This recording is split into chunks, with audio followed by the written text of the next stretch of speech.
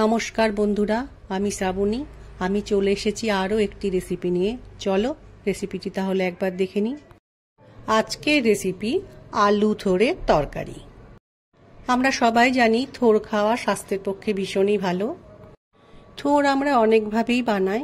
আজ আমি আলু দিয়ে থোড়ের তরকারি বানাবো। এটাও কিন্তু খেতে বেশ ভালো লাগে। এই রান্নাটা করার জন্য আমি থোড় নিয়েছি। প্রথমে আমি থোড়ের খোসাটা ওপর থেকে ছাড়িয়ে নিয়ে থোড়টাকে কেটে নেব। আলু ভাজার মতো থোড়কে জিরি করে কেটে আমি জলে ভিজিয়ে রেখেছি। থোড় জলে না ভিজিয়ে রাখলে কালো হয়ে যায়। রান্নার প্রথমে ননস্টিক কড়াইয়ের মধ্যে আমি সর্ষের তেল দিয়ে নিলাম। সর্ষের তেল গরম হয়ে গেছে, এই সময় 5 ফোড়ন দিলাম। তেলের মধ্যে 5 ফোড়নটা ভাজা হচ্ছে, এই সময় একটা দারচিনি স্টিক দিলাম। শুকনো লঙ্কা ফোড়নে দিলাম। এবার ফোড়নটা একটু ভালো করে ভেজে নেব। ফোড়নটা খুব সুন্দরভাবে যখন ভাজা হয়ে যাবে এবং ফোড়ন থেকে একটা খুব সুন্দর গন্ধ বেরোবে, সেই সময় ছোট ছোট করে কেটে রেখেছি আলু, সেই আলুটা তেলের মধ্যে দিয়ে একটু সময় ভেজে নেব।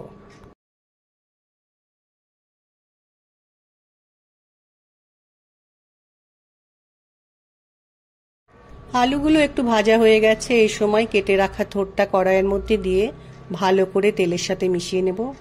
কড়াইয়ের মধ্যে থোড় দিয়ে ভালো করে মিশিয়ে নিয়ে কিছুটা সময় কিন্তু রান্নাটা করতে হবে। একটু সময় রান্নাটা করে নেওয়ার পর এবার আমি থোড়ের মধ্যে হলুদ গুঁড়ো দিলাম।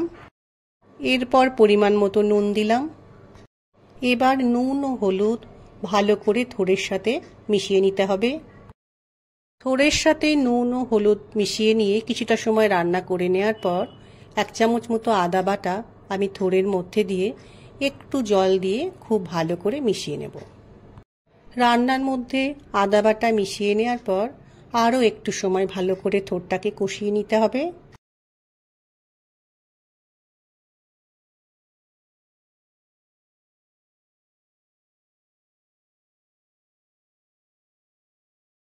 এই সময় আমি রান্নার মধ্যে পরিমাণ মতো জল দিয়ে খুব ভালো করে মিশিয়ে নেব।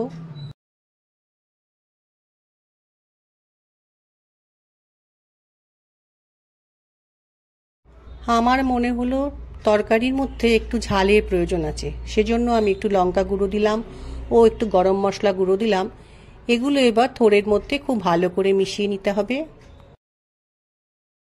তরকারিটা যাতে তাড়াতাড়ি সেদ্ধ হয় সেজন্য আমি কড়াইয়ের ওপর একটা ঢাকা দিয়ে কিছুটা সময় সেদ্ধ করতে দেব। গ্যাসের ফ্লেমকে লো করে মিনিট 15 রান্না করার পর ঢাকাটা সরিয়ে নিয়ে দেখেছি থোড় আলু দুটোই সেদ্ধ হয়ে গেছে।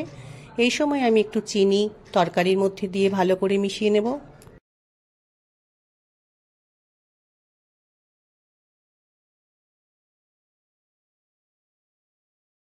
খুব সহজে থোড়ের একটা সুন্দর রেসিপি তৈরি হয়ে গেল।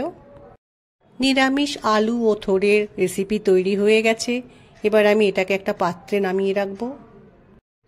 যারা আলু ও থোড়ের এই রেসিপি রান্না করনি তারা একবার বানিয়ে দেখো, আশা করছি ভালো লাগবে। আশা করছি আজকের রেসিপি তোমাদের ভালো লাগবে। আজকের রেসিপি ভালো লাগলে লাইক, শেয়ার ও সাবস্ক্রাইব করো। ভিডিওটি দেখার জন্য ধন্যবাদ।